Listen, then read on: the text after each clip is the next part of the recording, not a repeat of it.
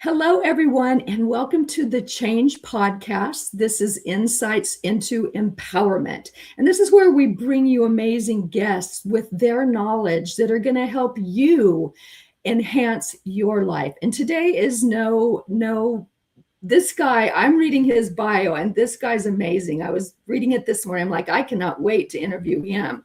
Now, I'm going to tell you just a little bit about him because he's going to tell you about himself. But he is a dynamic speaker and transformational storyteller. He's also an executive trainer with over 30 years experience. And he also has a podcast. And this cracked me up this morning. Peace, Love, Bring About. So we're going to hear all about that. His name is David Chametzky, and I would like to welcome him to the Change Podcast. How are you this morning? I'm doing fine. How are you doing today?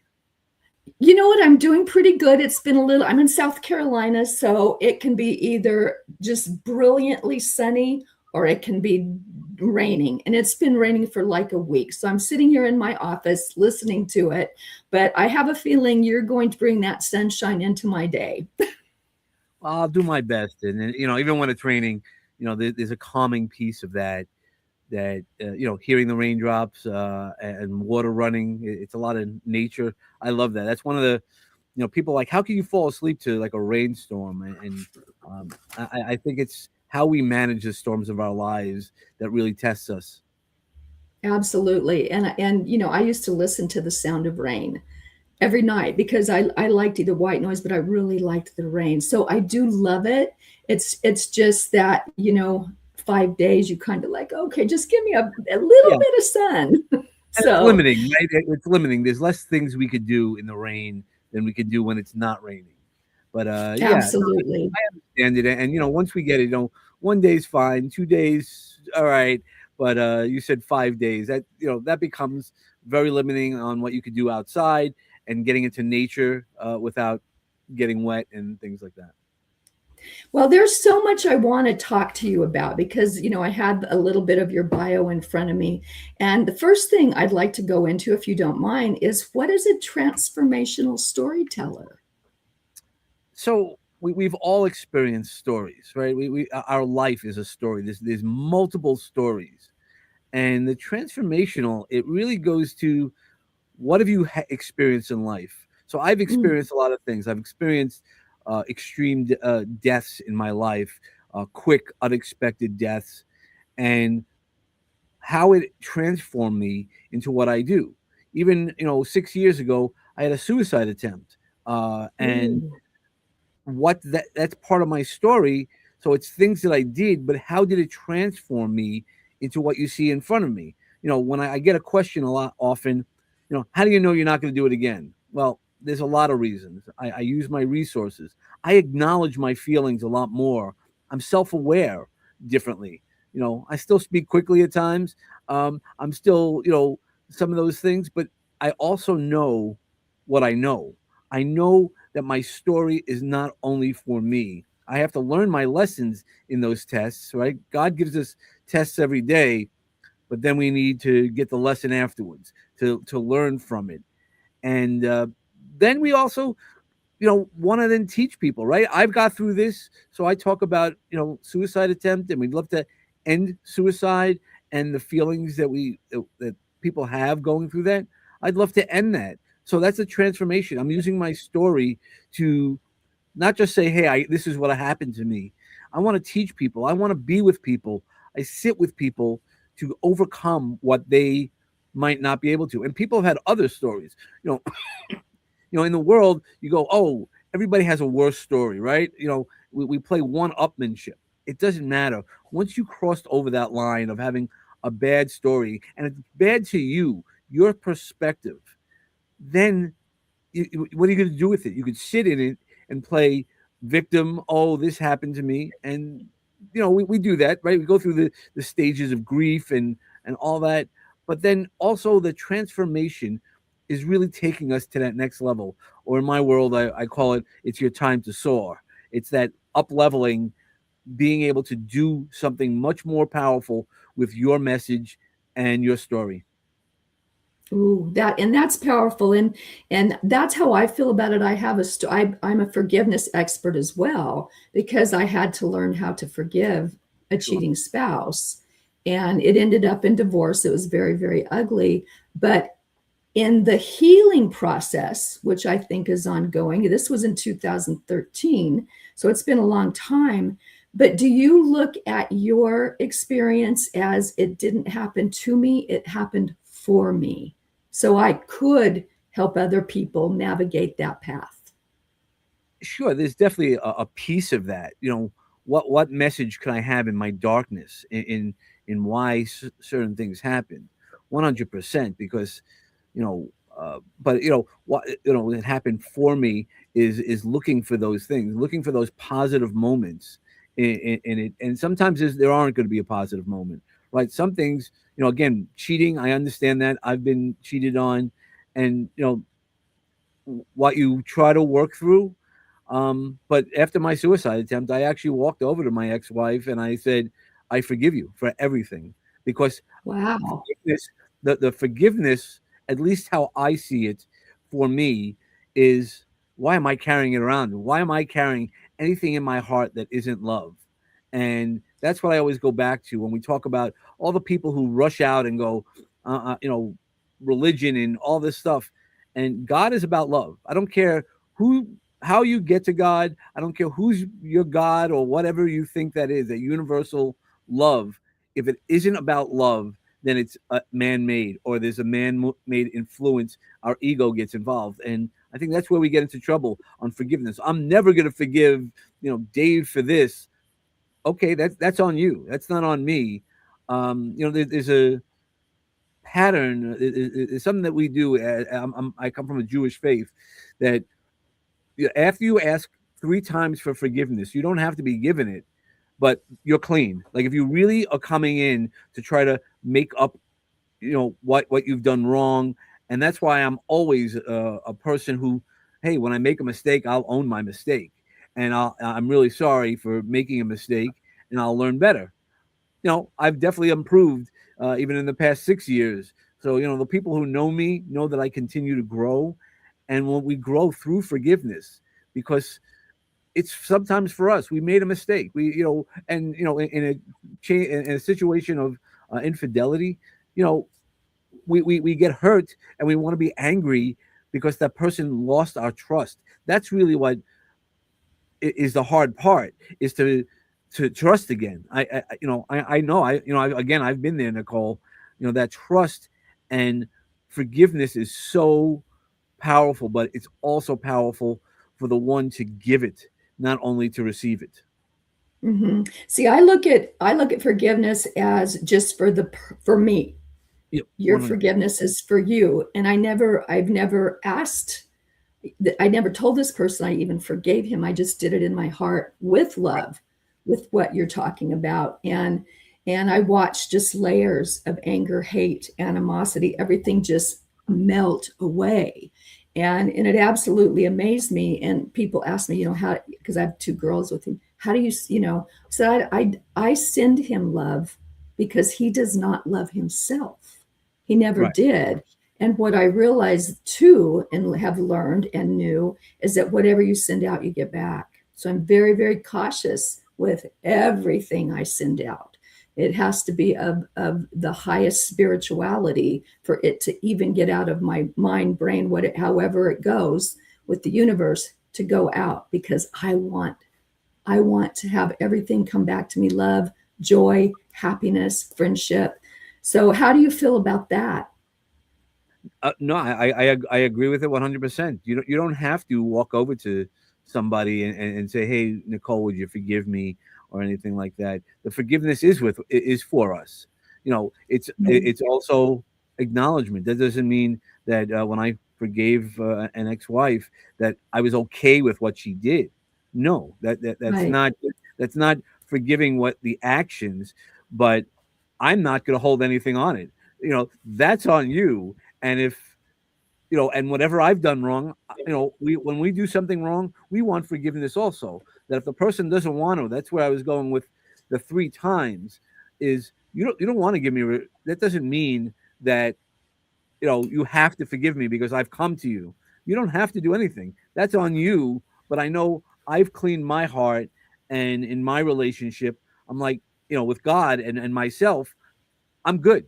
Like if I've changed my behaviors, right? So it's easy, again, like we've all had children, mommy, I forgot, I spilled the milk on the floor. I'm sorry. Please, please forgive me, right? Our kids need that.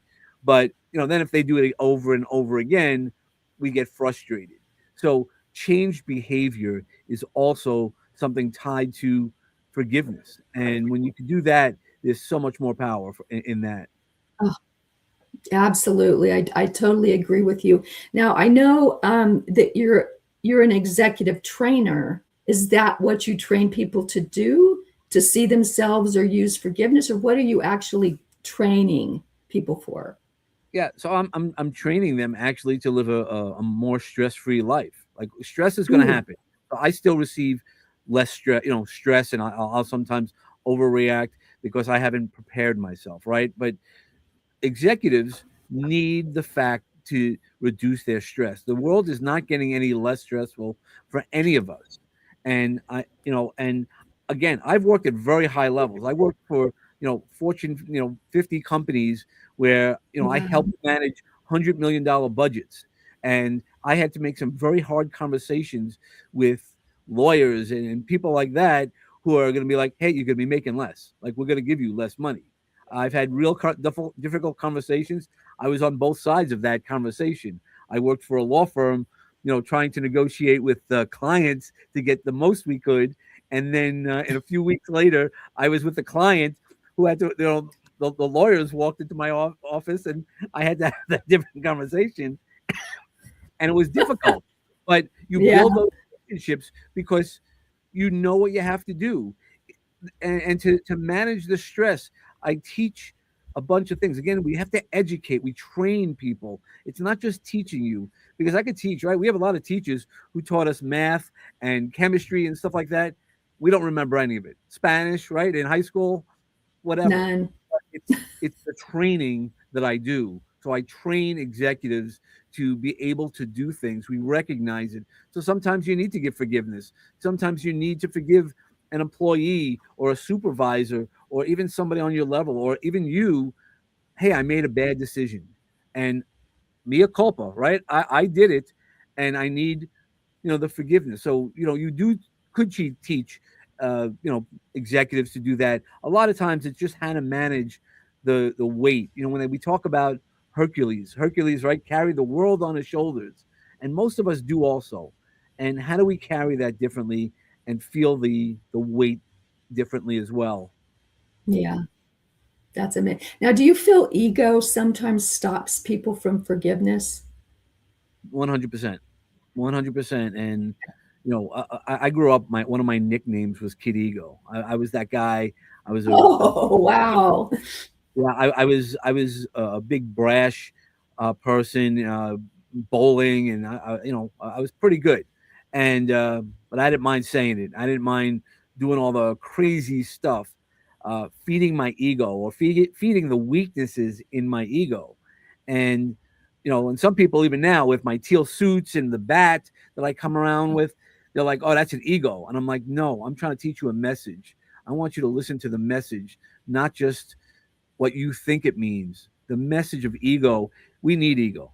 So, I'll also tell you that kid ego, he died when I had to go tell my two girls about my suicide attempt. You cannot have an ego when you start talking to people about suicide and that you attempted it and you thought that that was the answer. It's not the answer. And, while everybody gets to make their own decisions. I want to make sure that people know there are so many other decisions. I just wasn't using my resources that I knew how to teach other people how to do. I wasn't doing it for myself. Now I make sure that I do it all myself. So I keep my ego in check. And in fact, I'll tell you a story. I had my book, my first book. I was so proud of that book. Still am, truthfully. But it was on the jumbotron in Times Square, and I'm a New Yorker. You could probably hear in my voice. Oh, come on, really? So I got it, and people are yelling. The group I was with, we were all yelling. It was about 40 people, and it was cool. And I have a picture of it. But guess what? Times Square. So personally, yes, 100%, I love it. But big picture, there were thousands of people in Times Square at that moment, and guess what? Nobody cared. And I was able to sit in that moment, personal ego, 100%. Overall ego, yeah, it's just a picture on Times Square that nobody saw. And that's really what it is. Is it what are we pushing? Are we pushing the big things? I mean, we talked offline, and recently I've been talking about a lot of the compilation books. You might be an Amazon bestseller, right? Yes, congratulations, right? Not everybody gets to do that. But what message are you putting out there? What are you feeding your ego? That I'm this? That doesn't make you. You wrote 1,500 words in a compilation. That doesn't make you great. I've done it. I've paid thousands of dollars to do that. I've been in compilations. I've done those things. But when I look at the ego, I want our egos to be much stronger to be able to absorb not doing something because I worked for it than doing something that's sort of easy, right? We could eat Oreos all day long. That's not going to feed you. You're still going to be hungry. Yeah, yeah, absolutely. And I'm just curious because you're being so candid with everything. What was like the catalyst for you to attempt suicide? I was going through a divorce. I was Mm, told I was the reason. Everybody was sad. I believed some of those things, and it was stories that I believed that were untrue, and it was a poor decision. Even though I knew all the answers, I was like, if I'm the cause because I believe this story that wasn't true, then I'm out. I'm all good. I lived a good life. I did all these things, but the other part of that story is 2 weeks after my suicide attempt, somebody called me some names. They called me white trash. They called me all these things, and you think that broke me that day. I cried that day, but that day also was like, hell no, I'm going forward. And since that day, I've done a TEDx talk. Not the best TEDx talk. I see the record the warrior keyboard the keyboard warriors who love to knock people down. I'm not about knocking people down, but I also will tell you about lifting people up. That terrible talk that they always talk about, that some people talk about, really, it saved 11 families. So nine wow. people, it was 8 or 9 people who reached out to me. It was like, hey, I don't really understand your message, but it sounds to be about suicide. Can I talk to you? And 8 of those people were actually thinking about suicide, and I was able to talk them through some things and get them to, some therapists if they when they wanted. I'm not a therapist, so I know my lane. And then 2 other families had unfortunately experienced suicide in their family already, but they wanted to understand somebody's mindset. And I talked to them. I said, I only can tell you about my mindset. Unfortunately, I don't know your family member, but there was healing in that. And that's the real message. That's that transformational storytelling that I have is you don't know who's going to happen. You could have a million views that doesn't get you anything, or you could have a one view a million times. And that's really what it comes down to is just make sure you have the message. You never know. As a speaker, I take on the responsibility of you never know who needs to hear your message in a crowd, no matter what size crowd. Not everybody's going to root you on. And if they do, you're in the wrong crowds. You need people like Yes. me who are also going to call you out on it and say, look, you have the right to do anything you want as long as you're not hurting anybody. And I don't believe any of those compilation people are hurting people at all. But if you're building your brand, and that's what I work on also, that transformational brand, who you are, that most authentic person that we talk about, that's just a different story. Then you need your own book. You need your own vehicle. And there are ways to do compilation books that allow you to do that. It's just, if it's somebody else's brand that you're promoting, that's what you're promoting. Just be honest about it. It's like when you hold up, you know, ball players, right? When they hold up a Gatorade, they're getting reimbursed by Gatorade. That's okay. Right. They make a choice. Great. We all want to get promoted by Gatorade or any of the other ones, but almost Yeah. Just know what you do, because a lot of people don't recognize that, and that's where I'm like, please don't be a sheep. I want you to keep talking about these things because that's where the value is. Let's up level our all of ourselves. Let's be that transformational speaker, that transformational person in all of us to up level, not just go for the easy Oreo. Let's go for the meat, the protein, and then we get to have better clients. We get to impact people in a completely different way. Yeah, that's great advice. Absolutely. I love that. I take that to heart. That's perfect. So I know we only have 30 minutes and I'm gonna pivot here.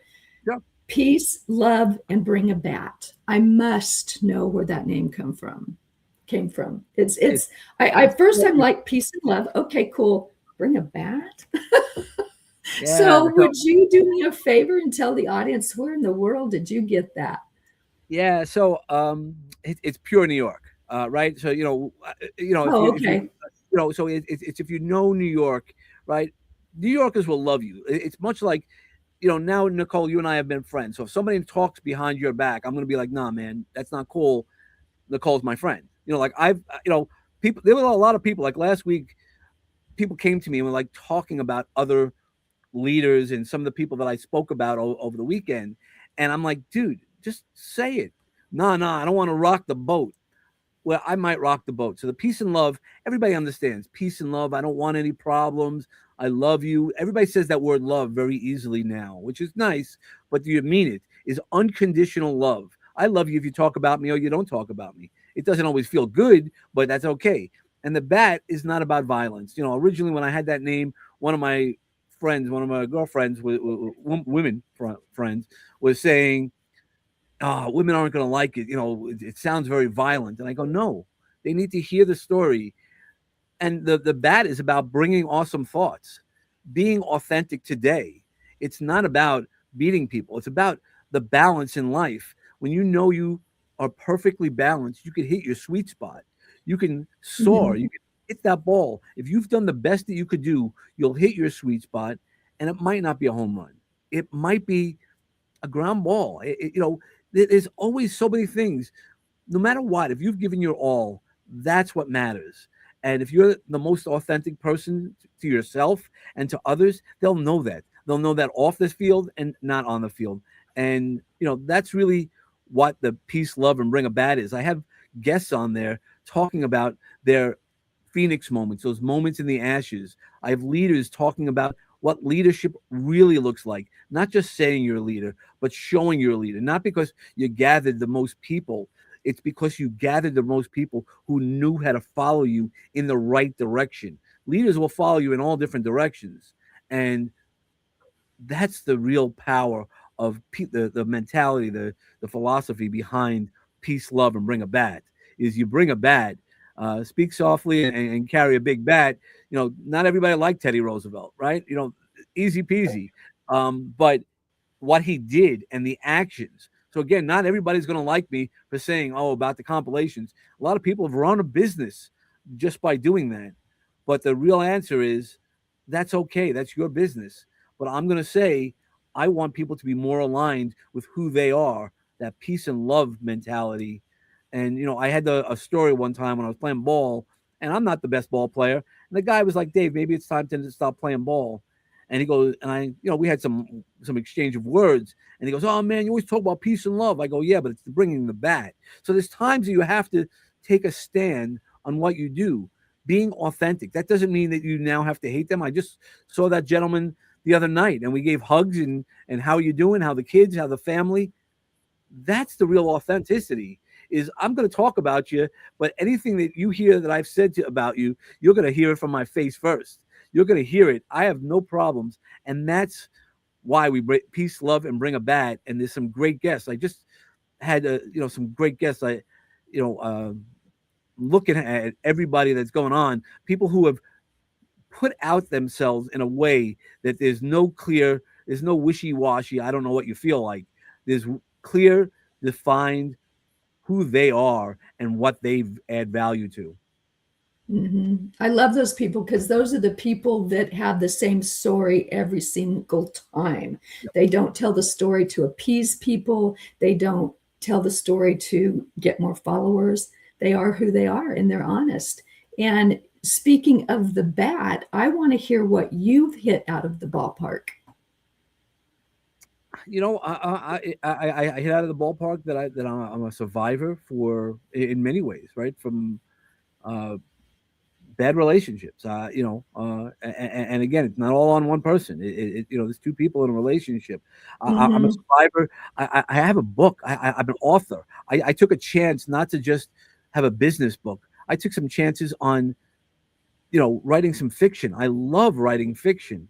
And, I go into these little worlds where I give birth to these characters that mean something to me. There's always somebody in my head where I picture my person going through those things and what are we going to do?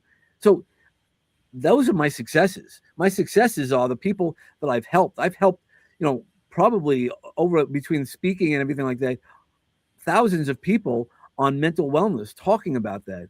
So my success is making the connections and knowing that hey, sometimes I'm going to tell you that's not the way that I see it. That doesn't mean you have to agree with me or be molded into my way of thinking. So my successes are to feel comfortable in who I am, and I'm an author, a highly ranked podcast. All these things are things that are successes. Some for my ego, but the biggest things are is when I get to help somebody and see that sparkle in their eyes, that they get to see the message for themselves. I love that. I love that. And I know we're getting close to our time, but you've given out so much amazing information and guidance and help. Can you just give us, and you pick some nuggets on life? Just be who you are, man. That's really what I say. Just be who you are, and it's tough, right? There's the imposter syndrome, and you want everybody to like you. I get it. I want everybody to like me, and they don't, and maybe I don't always fit in, and that's okay. Find your tribe. Find the people that you are meant to be with, and don't lie to them. Be honest. Get on the cameras, get comfortable, and know that everybody's story, there's value to tell. And I think you need to have a story. You need your legacy to go forward. The legacy is not only when you're in the room, it's also when you're out of the room, of how people feel when they hear your name. Ooh, ooh, ooh, ooh. I love that. That's awesome.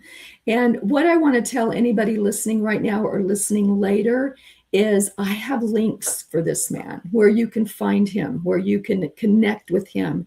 And for me, this has been an amazing half hour because I have learned so much. And that's what I love about doing this podcast is every guest on here has taught me something. And David, you are no exception. You are absolutely no exception. So I would highly recommend getting a hold of him, reaching out to him, and listening to him because I got all kinds of nuggets today. And I had a feeling I would. And I really am so grateful that you came on today. I want to thank you for taking your time to teach me and us about who you are and why you're that way.